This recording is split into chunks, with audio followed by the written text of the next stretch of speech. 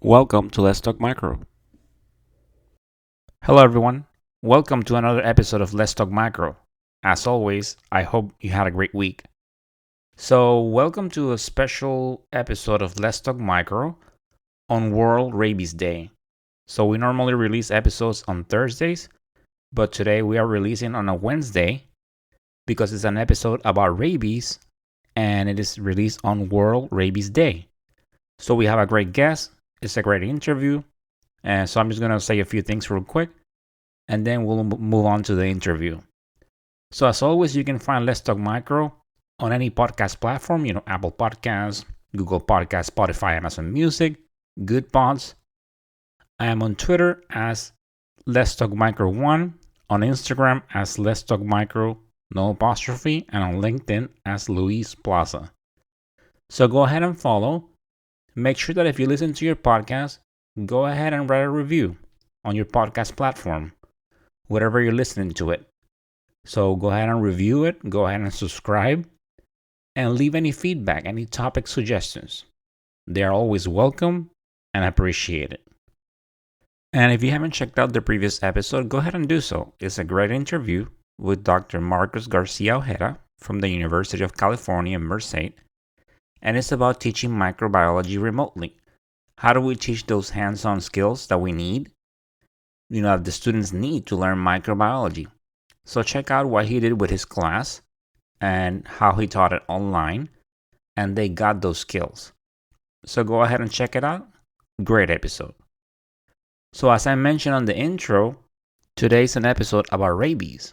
So on the podcast today, Dr. Rodney Rohde, he joins the podcast to talk about rabies. And in the episode, we talked about what kind of work he has done with rabies. We talk about treatment, prevention, and also about other things, that he has done. He's very experienced in microbiology and also an advocate in microbiology and medical laboratory sciences. So this is definitely a very active person and very knowledgeable. So let's go ahead and check out the interview. So today's a special episode. Instead of our normal Thursday release, it's releasing on Wednesday for World Rabies Day. And what better than to do an episode on World Rabies Day about rabies? And with me, I have a great guest. Today with me, I have Dr. Rodney Rohde. Dr. Rohde, welcome to Let's Talk Micro.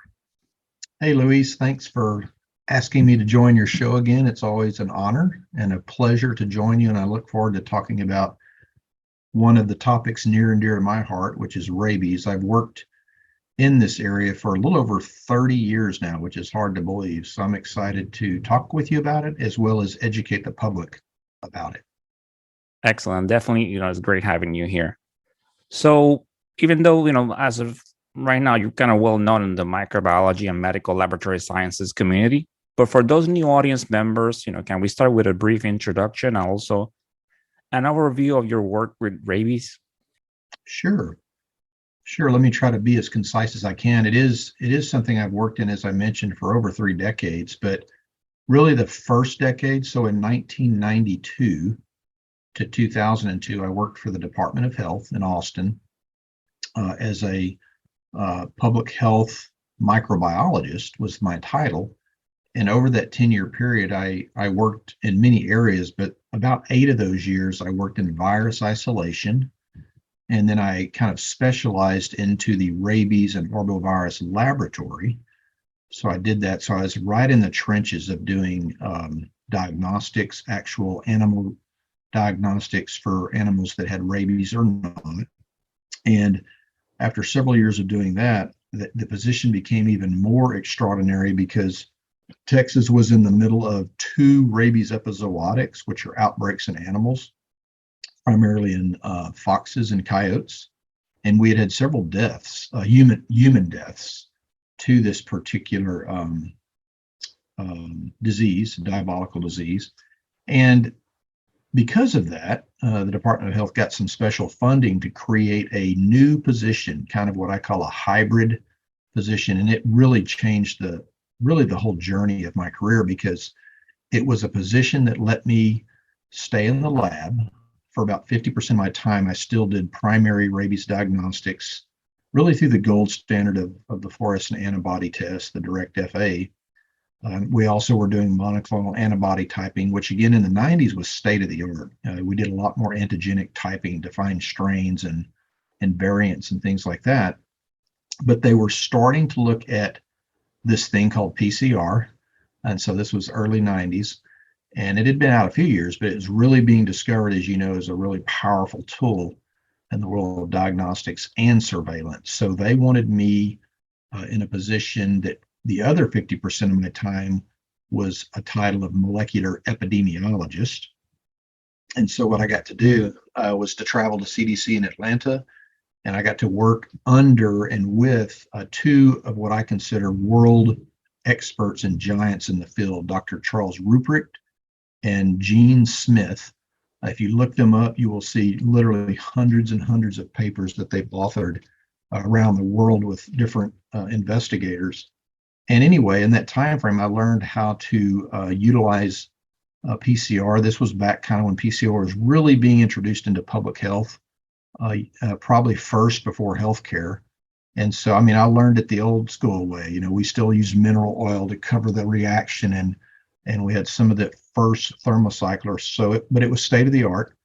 And so I kind of cut my teeth on that and learned under Gene and Dr. Ruprecht. And then I came back to Texas, and with that background, I put to use that information to learn how to use the material that we were getting. You know, before that, all we could do was find out if one, the animal was positive for rabies, and then we'd use monoclonal antibodies to figure out if it was these big categories like canine or skunk or bat rabies. But we needed a way to differentiate between between coyote and fox strains. They were kind of two variations under the canine variant. And so what I did, again, kind of state of the art at the time, I amplified the virus, the RNA virus of rabies, and I used restriction enzymes to create what you might remember was called a DNA fingerprint. And so they were these particular band patterns. And beautifully, it worked beautifully. It showed the difference between the two. I mean, you couldn't mistake the two. They were so unique. And so I was able to use that to help the oral rabies vaccination program to identify and literally use GIS tracking to know where every case was and what the strain was. Again, this is a long story, but to kind of wrap it up here, we were putting on the ground recombinant rabies vaccine. All right, this is before COVID, right? People didn't really seem to mind when we were out to use recombinant vaccinia virus that carried a rabies glycoprotein that when an animal ate it, it would coat its throat, its tonsillar region, and it would vaccinate that wildlife. It was phenomenal technology. And again, I was on the ground, cutting edge of this with the inaugural ORVP team. And it was an international product. We had Canadian aircraft, we had Europeans, we had CDC, we had the Texas National Guard, we had us, a lot of veterinarians, a lot of wildlife biologists, and we went out to South Texas and would spend a month flying up and down the border around the Rio Grande, dropping these recombinant baits for coyotes and other canines to eat. And so I did that, which was cool. So I was out there in the field doing that, but I was also headed back to the lab occasionally to make sure that the animal was not being translocated or the strain hadn't been moved or something had jumped across the river. So it was just an amazing time, Louise. It was about 8 years of my early career, made a ton of friends and networked with colleagues and in a phenomenal time. And so I always like to mention that. A lot of people don't know that about me. That was really where my early experience, I think, has really transformed my career as an educator, as a mentor, and as a scientist, because I love working on really high level international or at least, regional projects that allow you to make real impact in public health. And that's just been something I've taken right into the medical lab field. Sounds like amazing work. So you mentioned you touched on this, but let's just start with the basics. So what is rabies? What type of virus? Any related ones? Sure. You bet. Yeah, sorry to get going there kind of in the weeds, but it was just such a phenomenal project. And Yeah, so let's back up a little bit. What is rabies? So rabies is an RNA virus.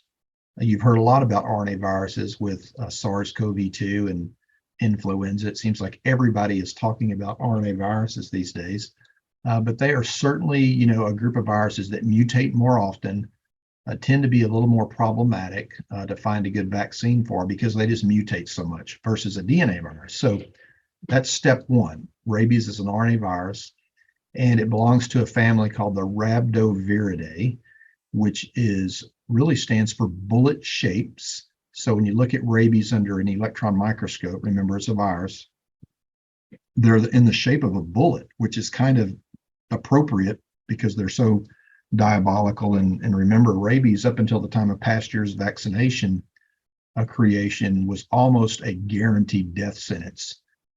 If you get bitten by a rabid animal or acquire it through a laboratory accident or something like that, without a vaccine, once the symptoms start, it's about 99% deadly. So very scary and diabolical disease. There are other lyssaviruses. I actually, funny you mentioned, I just published a paper with Dr. Ruprecht that I brought up before about a year ago, year and a half ago, that does kind of this update looking at the current status of rabies and kind of moving into the future. So that's something that I might be able to share with you to put with the podcast, but it goes into a very detailed look at all of the lyssaviruses. There are many, so I'm not going to try to name them all, but there are definitely multiple lyssavirus genuses. And then even when you get into the one we're worried about, specifically rabies virus, there are so many genotypes, right? So we've learned a lot about that, variants, genotypes in the last year or two. But with rabies, you have these big pots. So you have canine, you have skunk, um, you can have different types of fox variation. So there's an Arctic fox up in the Canada and European area. And then within those, and bat, again, bat's a mammal, it's a warm-blooded flying mammal. And so within those, you can have all of these different variations, and bats are probably the most notorious. I mean, just dozens and dozens of clades of viruses within bat rabies strains that kind of makes it complicated. But with sequencing now and all the rapid technology that grew out of what I was doing back in the 90s, people can really get to the answer pretty quickly. And what was fun too, as I was finishing up at the Department of Health, is I helped basically create the Texas Rabies Regional Reference Typing Lab. So for years, we were getting samples from all over the country, and we would work them up to find out if they were raccoon variant or skunk variant or what have you. And so again, just kind of a cool way to tie diagnostics with epidemiology and surveillance. So, and what is the mode of transmission? Yeah, so the major mode of transmission is the bite of an infected warm-blooded mammal. We could talk about this for some time, but that is the primary way that the virus is transmitted. And remember, rabies is a virus of the CNS, the cerebral nervous system, the central nervous system. And so it can end up in ways that it actually moves through the body, comes back up through the peripheral nervous system. And many people think that the hyper salivation by animals and things like that, that you kind of think about when you hear of rabies, induces aggressive and biting behaviors. And so that's kind of the route of transmission. You can get it, as I mentioned before, and there are some unfortunate accidents in the laboratory through accidents that were unnoticed, like, a cut, and you were handling rabid brain material or something like that, and it entered through a cut. That is a possibility. And you can probably also get it through a rabid animal that, say, they had it on their sharp claws, the saliva or something, and then they scratched you. That could be a possibility. And then the other route is the occasional through the cornea, through the eye. That's pretty rare. It's only been documented a handful of times in spelunkers and things like that probably got it into their ocular regions, and it got straight to the nerve bundles that way. So those are kind of the primary routes. And just kind of an aside here, from wildlife, something really important to know, especially if you're in America, is that primarily we do a good job of vaccinating our dogs and cats and livestock. And so rabies, even though it's still in animal populations, we still lose thousands of animals every year to rabies. It's rare for an American to die from dog rabies these days. I mean, it's really rare. It's super rare in the last 20 years. However, the most common human rabies deaths in the U.S. are from bat exposures, and so just want to mention that because bats are the bites that they leave are typically like a hypodermic needle and very, very difficult to identify with the naked eye. And sometimes they won't even draw blood. So some of the literature, if you look at the cases, by the way, no rabies deaths in humans this year in 2022, but in 2021 we had 5 in the United States, mostly from bats. One was a transport from a different country from a dog rabies case. But unfortunately, these cases do happen. Again, thankfully, not hundreds or thousands of them, but when they do, they're so sad because usually they're unrecognized. And a lot of times it's in a child or a teenager, something that just doesn't realize they've been nicked. They could be reaching into a wood pile, for example, or something like that, and they just don't realize it. And then when symptoms start, it's typically too late. So those wildlife animals, I always like to bring this up and we can talk about it again and again. People really need to respect wildlife, if not for rabies, other types of problems, because animal bites have lots of pathogenic bacteria, as you know, Luis, in their oral cavity. You can get all sorts of problems with animal bites if they're not cleaned out well and you get the proper therapy. So respect for wildlife really shouldn't handle bats ever unless you know what you're doing and you have the proper PPE. Otherwise, call an animal control expert or a veterinarian and let them deal with it. Someone to come get it out of your house or what have you, but definitely avoid bats, raccoons, skunks, other types of animals that may look cute and furry, but could potentially be deadly if you're not careful. So as far as, so do they normally, out of curiosity, so bats, do they normally just, they're normally infected with it, they just carry it versus, because you mentioned about vaccination of cats and dogs. So wildlife, a lot of wildlife, they typically carry it. Yeah, so any warm-blooded mammal can carry it, can be a reservoir, and animals do succumb to it. So, for example, when I was again working in the field on any given day in Texas, remember Texas is a big state, and in certain places, like big areas with a lot of ranch land and things like that, so out in West Texas or South Texas, it wasn't uncommon for a farmer or a rancher to come, or just anyone to come across a rabid coyote or a fox or a bobcat or something like that. And when those animals tangle with, say, a newborn calf or a horse, a baby horse, or any horse, or your dog, if your dog wasn't vaccinated and they encountered skunks or coyotes or even a bat. Cats like to play with bats, especially sick bats that are on the ground. So cats can sometimes get rabies from bats too. And so, yeah, once you have that interaction, um, the wildlife could, transmit it to a domestic animal. Now, that is again why dog and cat vaccination and livestock, for that matter, is so critical, because those animals are kind of the buffer between humans and wildlife. So, if you have feral cats, out on a farm, or you have a dog that you've never vaccinated and they're tangling with a coyote that's rabid and they're coming into your house or under your house, or they live in your yard and all of a sudden it gets aggressive, that's a problem because now you can be in danger. So any animal, a warm-blooded, can transmit it through a bite. What can't transmit it are birds, reptiles, amphibians, things like that. There's no true documented human to human, zombie apocalypse type of transmission from human to human, but it's possible. I mean, theoretically, a human could do it through a bite or something like that. Typically, if that's going to be part of the problem, it's going to be more of a lab accident or something like that, where that happens if it's human to human. So yeah, and again, because it's such a deadly disease, it does kill a lot of wildlife. And so sometimes you would have farmers or ranchers or someone sending an animal that they just found on their ranch or on the road, and the veterinarian would pick it up, or an animal control, and they'd want to find out, do we have rabies in Webb County or something in West Texas or South Texas? And so they would send it to us in Austin or one of the other rabies labs in El Paso, Houston, or San Antonio, and they would test it.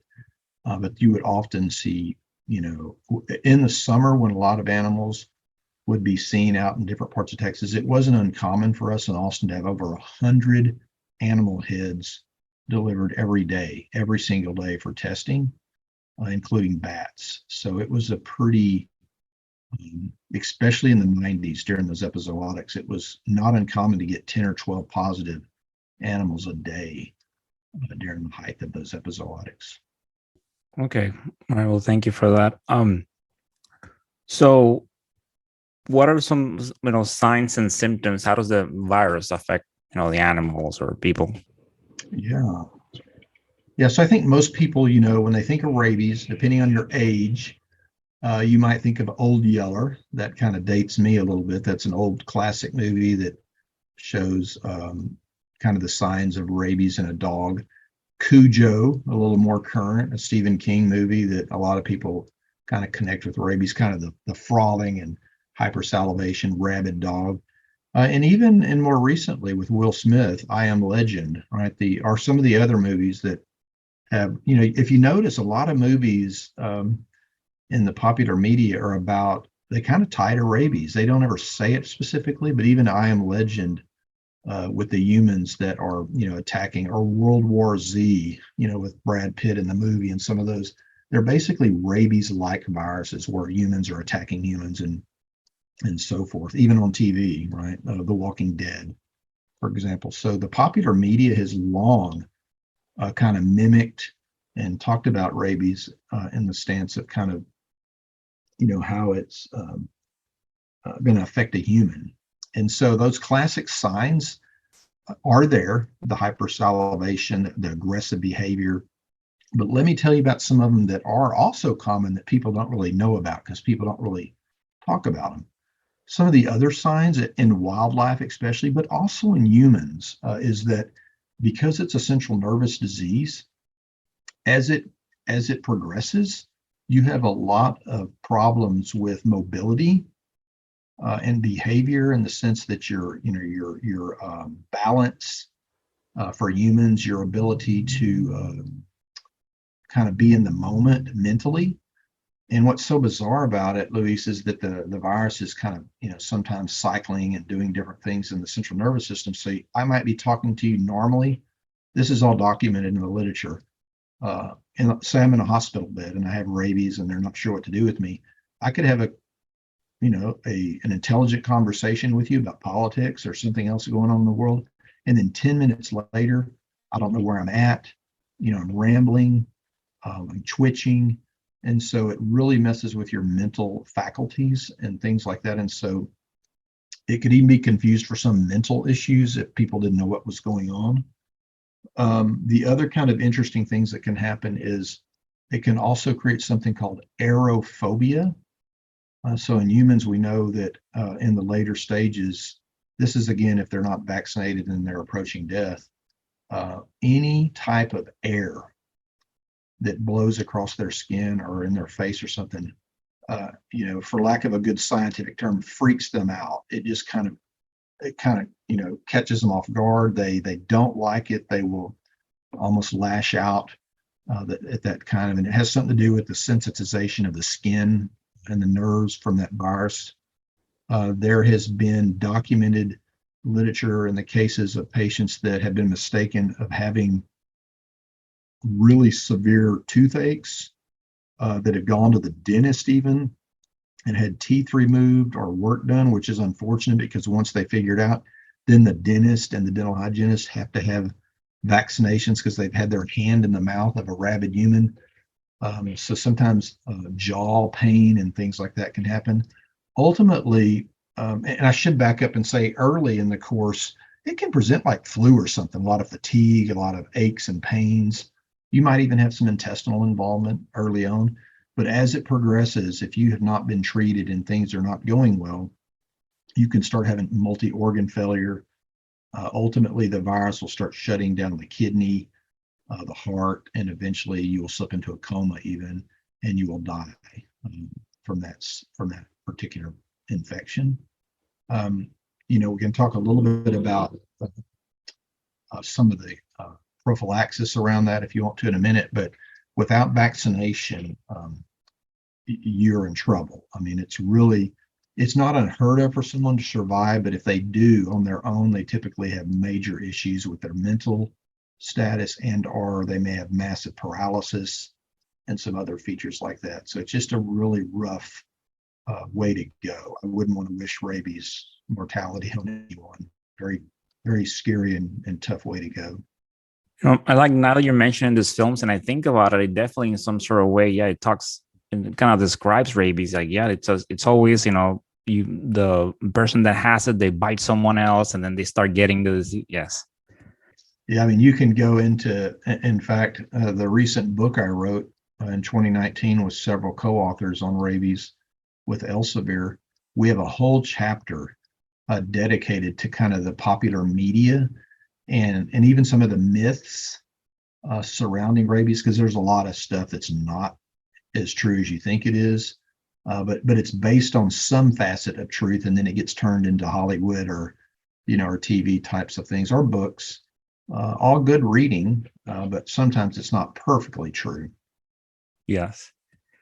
Okay, so if you are exposed to it, what are the treatment options? And while I'm asking this, I also, because I was reading on the CDC's website that it says that several factors, they're taken into consideration for prophylactic post-exposure. So can you talk about that? Yeah, let me start with, first of all, for the audience, if you're listening, if you ever think you've been exposed to rabies, either through a bite or a scratch or anything else, you definitely want to seek your physician's attention and follow through immediately, because there's nothing more sad than cases where people ignored something or they just didn't think it was a big deal. And again, it's really rare, but if you suspect something, there is no harm ever in talking with your physician, because they can kind of help you walk through the scenario, whatever you might think has happened, an animal exposure. Some people, for example, Luis, will say things like, well, I got sprayed by a skunk. Am I going to get rabies? You're not. Skunks cannot transmit rabies through their spray or urine. It's not a blood-borne type of infection. You can get it through an organ transplant, by the way, because rabies can disseminate into organs, and there are some sad cases of that. But generally, blood and urine and fecal content, things like that, do not cause a problem with rabies. It's all about that bite or getting into your eyes or something like that, or organ transplant. So just to kind of make sure, it's of paramount importance that you always seek a physician's care, if nothing else, just to have a sounding board to talk about it. And if you're not going to do that, then make sure you're talking to someone, a rabies expert, or someone that can at least direct you to a physician, and maybe say, yeah, you need to go talk to a doctor because you may need vaccination, just to make sure. Better to be safe than sorry, for sure. So so if you get bitten, right? So the key is, if you get bitten, the first really helpful thing is, if the scenario is you were bitten by a known dog or cat or other, even livestock, if something happens on a farm, most people should have proof of rabies vaccination. That's still a rule in the United States, that you have your domestic animals and your livestock vaccinated. And once you know that, or if you don't know that, the animal can be tested. If they have to, they can test the animal. And if they're negative, you're good to go, right? You don't have to worry about it. And that's important to know, because some people, I'm mentioning this before we get into the prophylaxis, some people, for example, a common scenario is that something will happen on the school ground or somewhere where someone picks up a bat, they find a down bat, and they throw it in the trash. There's cases where they flush it down the toilet, when all they needed to do was send it to the lab to get tested. But once you destroy that animal or get rid of it and can't find it, then you have a problem, because then your exposure is unknown of whether or not that bat was rabid or not. And if you don't know, if it's a bat in the United States, you're probably headed for vaccination, because that's where most of the deaths have been attributed from. So it's really critical, again, to know, if you're out there listening, that if something happens in an interaction with an animal, try to call animal control. Don't destroy the animal or something like that. Or even if something happens where someone did kill an animal that attacked you, don't get rid of the animal.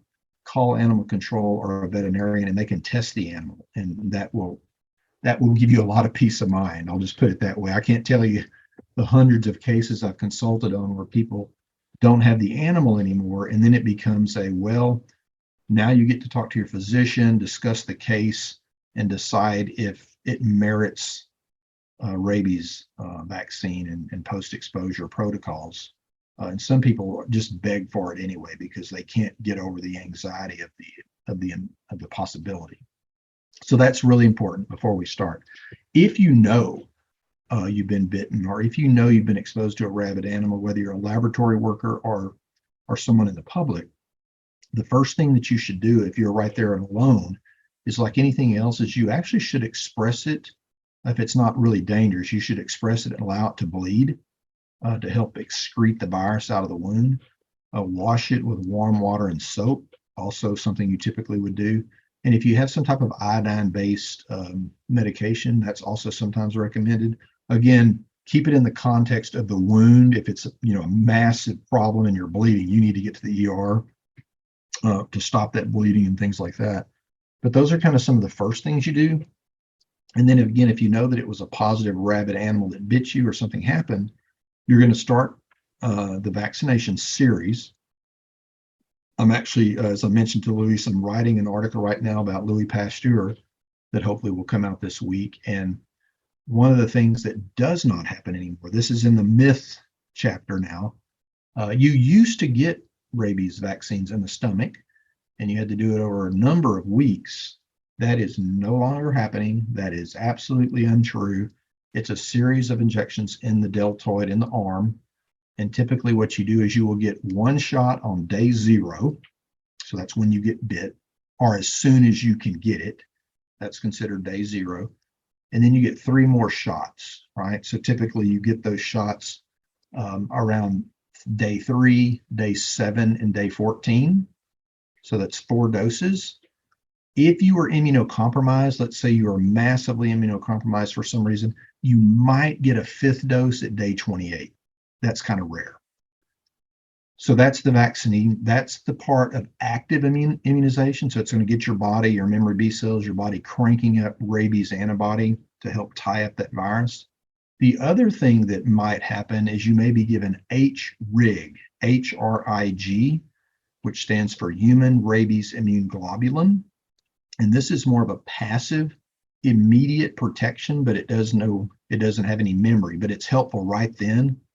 And so what that is it's a liquid that has immunoglobulins against rabies, and you'll get an injection. And if you can imagine, right around wherever you were bitten, they'll do a bunch of little tiny inoculations around the bite. And what that does, they're infiltrating the wound with this HRIG. And what that does is that any virus that's replicating in those nerves right around the bite or in that tissue area will neutralize the virus and render it ineffective or unable to kind of enter your central nervous system. So you kind of hit it with a 2-pronged attack. You want to initiate active immunity, and you want to give someone passive immunity kind of right away to help tie it up so that you can kind of get on top of that. Now, you mentioned some of the considerations, and this is what's hard, I think, for physicians and others. Again, the book that we wrote for Elsevier has a full chapter on this, so it's hard to do in a podcast, but you might give it a shot, or just, if you're interested, you can look at some of this stuff online with other sources, because physicians and others do have to think about things. For example, was the bite from an animal that was considered high risk, right? So if it's a rabbit that's been cage raised in your yard, and that yard has high fences and there's never been anything around it, like a wild coyote or a fox or anything like that, they may recommend no rabies vaccine because it's probably close to 0%. Rabbits also, even though they're mammals, lagomorphs rarely present with rabies. Squirrels, kind of similar. Rodents, pretty similar. Armadillos, I've seen one rabbit armadillo in my life in Texas. But it's such a rarity that there's usually a short publication when that happens. It's so rare to see something like that show up positive versus a high risk, right? So if it's a skunk or a bat, if you're living in Texas and it's a skunk or a bat, that's a big deal. They're rabid quite often. If you live on the East Coast, like aren't you in Florida, Luis? So from Yes, I am in Yeah, so from Orlando. Florida all the way up the northeastern seaboard, raccoon variants. Raccoon rabies is just out of control at times. So that's going to be a problem if it's a raccoon. Hopefully you can find the raccoon or it's been captured or something and you can test it. If not, you might be considering a vaccine. Fox and coyote, depending on where you're at, or if you're traveling. Let's bring that up. If you're doing international travel, you're not in America, and you travel to Asia or Africa or Latin America, many of these places have really massive dog rabies issues. So it always makes me nervous when I see pictures of friends or others vacationing and they're petting dogs and kind of rough looking dogs like a feral dog or something, or they're even playing with monkeys and things like that in some of the exotic island locations. There is a risk because people don't realize that rabies, not to mention other infectious diseases, are a little more prevalent in those regions. So just like you worry about mosquitoes when you travel for malaria, you should consider talking to a travel physician or thinking about it. And if you're in the military or you're traveling and you're working outside in those areas, you might actually want to get, like I got when I worked in the field, pre-exposure vaccination so that you're kind of protected for those unknown or unrecognized exposures. So pre-exposure vaccine is also, it's 1 or 2 doses. It kind of primes your body, builds some immunity, and so basically will protect you even if you don't realize you haven't been or you've been exposed or something like that. So again, doctors and physicians have to kind of consider all these things. Have you traveled? What's the risk of the animal? What cat is it, a high risk or low risk animal? And so forth. So there's a number of scenarios that they go through. And at the end of the day, I think what I've learned over 30 years is that I think rabies, you could put it up against most scary pathogens, whether or not a person has been told and educated that their risk is super low. It was a mouse, it was an indoor mouse. Some people will absolutely panic and be anxious. I mean, to the point where it's creating physical illness for them or mental illness. So for those types of situations, you might just need to vaccinate.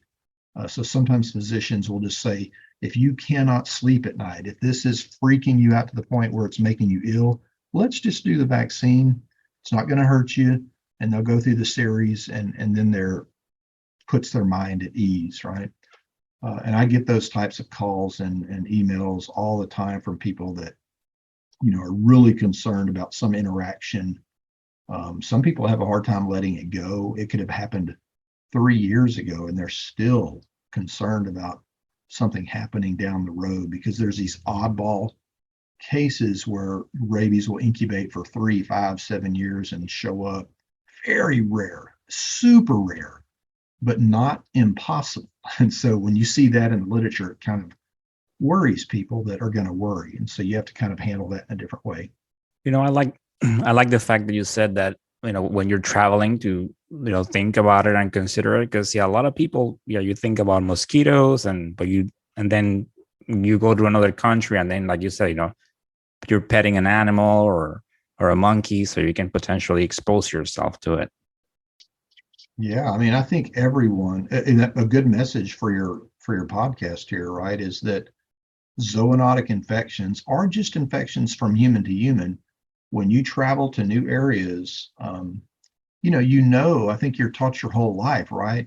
You're taught not to drink water you're not sure of, and things like that. You're taught not to play with rattlesnakes, but not everybody thinks about, you know, the bite of a fly or petting a dog, in Latin America or something. I mean, you're out there enjoying yourself, you're on vacation, and everybody loves to pet dogs. I mean, I do it sometimes, but I tend to make sure I know what I'm doing and where I'm at. I'm certainly not going to approach a feral animal like I might somebody's pet. Like if I'm in the UK traveling and I'm visiting a family and they have a pet animal, I'll probably play with that animal. But if it's out, in some other exotic part of the world and I'm coming across, feral cats and dogs and whatever, I'm not going to handle those. And I'm also going to be careful, like you said, with insects because of vectors like mosquitoes, flies, and ticks.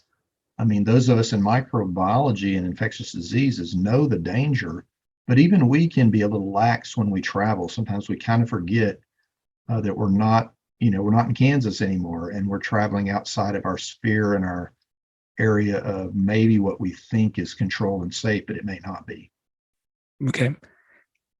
And you have talked about vaccination. So just to summarize it for the audience, let's talk about prevention. What can we do? Always important, right? The old adage that an ounce of prevention is worth a pound of cure.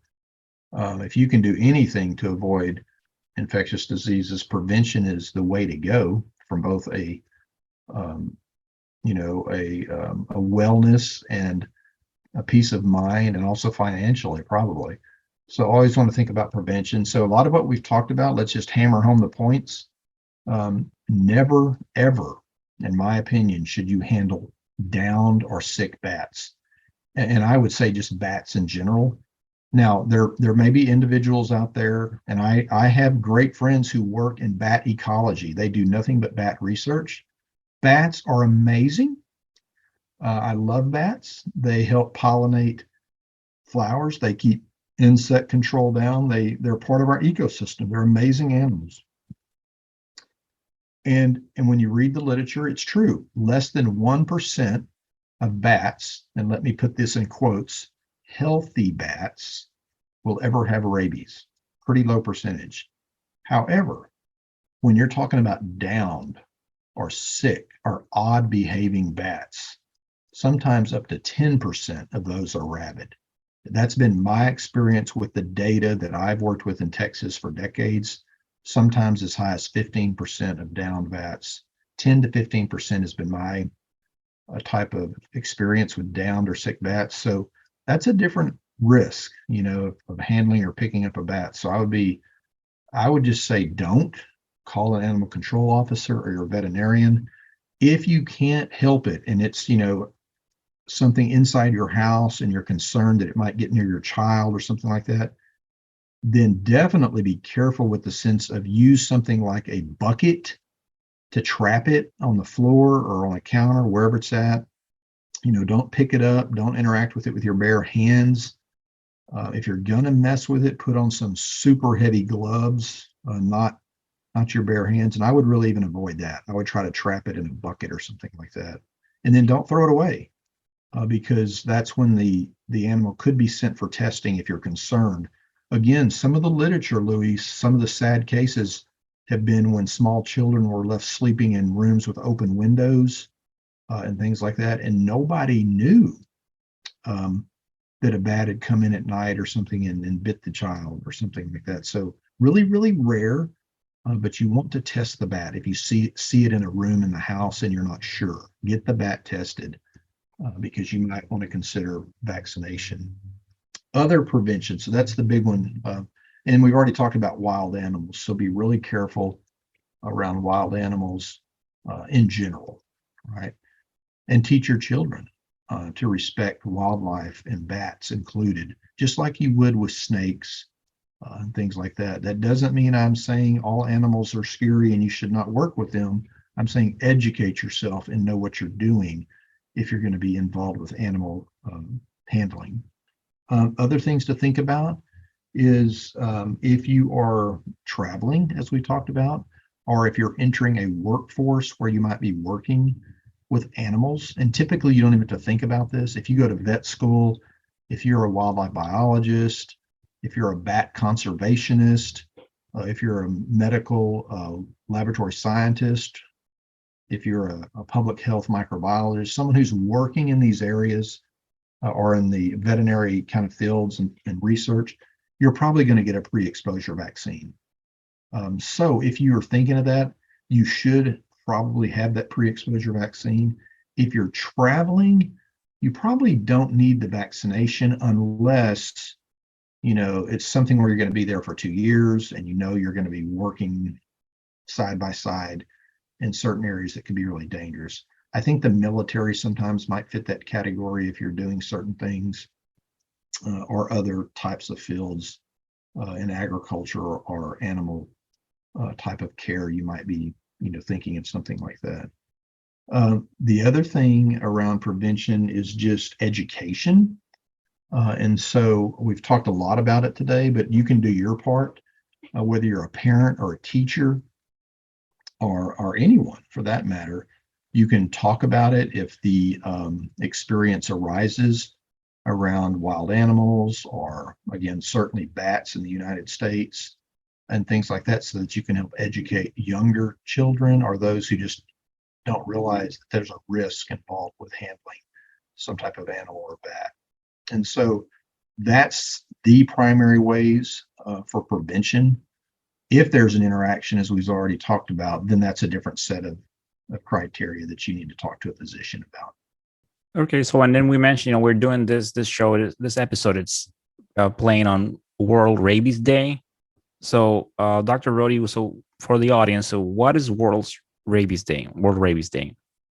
Yeah, thanks so much again, Luis, for allowing me to kind of discuss this. So, World Rabies Day has been going on now for probably a decade, maybe a little longer.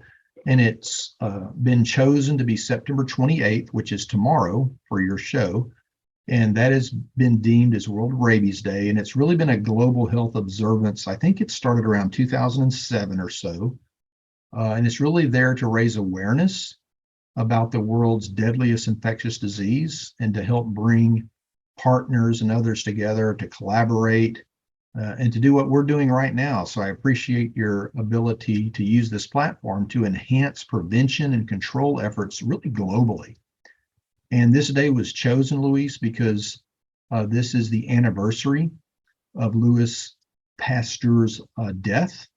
And many of you may know that Louis Pasteur was the what I consider really the father of a lot of medical microbiology, immunology, and vaccinology concepts. There's a lot of people that were involved in some of this, but he was certainly one of the top level scientists that contributed to creating multiple vaccines like cholera, chicken cholera, anthrax, and rabies. So he did a lot of work in this area. And so it's kind of an honor for him to put it on that date.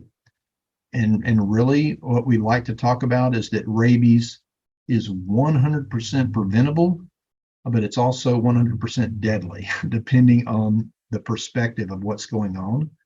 About 60,000 people, if you did not know this, die from rabies around the world each year. And it's really something that's preventable. It's really primarily an issue of dog vaccination not occurring, of vaccination not being equitable globally. You hear some of that right now with COVID and monkeypox that certain parts of the world just don't get, the vaccines they need or the education around it to get them. It might be a financial or other issue. So it can be something we really reduce mortality. We should not be losing 60,000 people a year to rabies. We have vaccines, we have the education. It's really just effort to get that done. And so that's World Rabies Day. It's a day to celebrate and to educate and really try to show the world and share with them some of these resources to help us to prevent these really nasty infections from occurring that could lead to mortality. Okay, and as we close this episode, so is there anything else that you want to add? Tell the audience. Only just a quick, I guess, a quick plug to be sure and check out Luis's podcast for all things microbiology. He does a great job, and so I would encourage you to follow him. I'd love for you to follow me as well at Rodney Rohde, and feel free to Google me or go to my website. I have a ton of rabies education and research types of resources for you to look at. And I'll have an article out tomorrow in the Pathologist and one in the Conversation discussing both rabies in general as well as Louis Pasteur's contributions. So I appreciate the opportunity and thanks again, Luis. It has definitely been my pleasure. And like I mentioned on a previous episode that you were here on Let's Talk Micro. So for the audience, Dr. Rohde is, very active not only in microbiology, but in medical laboratory sciences, with many publications. And you mentioned your social media. So for the audience, so which platforms are you on? Sure. So I've got three really that I'm on. So Twitter, and on Twitter, it's at Rodney, Rodney, Rohde, Rohde. So just one at Rodney Rohde. And then I'm on LinkedIn under the same name. And I'm also on Facebook. A little less professional stuff there, but I do have a clinical lab science presence as well. So Texas State University Clinical Lab Science. You can find me posting on some of those platforms as well. And I have my own YouTube channel that I'm starting to build. So under the same name. So yeah, give me a follow and be happy to interact with you about rabies or being an advocate for medical laboratory science, which is so critical right now and every day. So all of those things I'd appreciate and be happy to interact with you. Well, definitely, thank you for the plug. And, it's been great having you. So, Dr. Rohde, thank you so much for taking the time to comment on Let's Talk Micro. You bet. Thanks, Luis. Take care, everybody. All right. Thank you.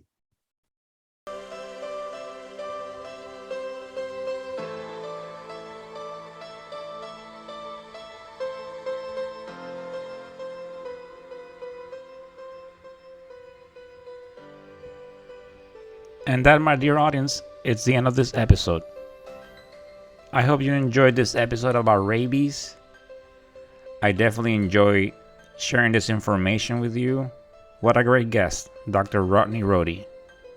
As always, continue bringing that passion to what you do. I keep emphasizing that we do such great work, such an amazing work. So please continue bringing that passion.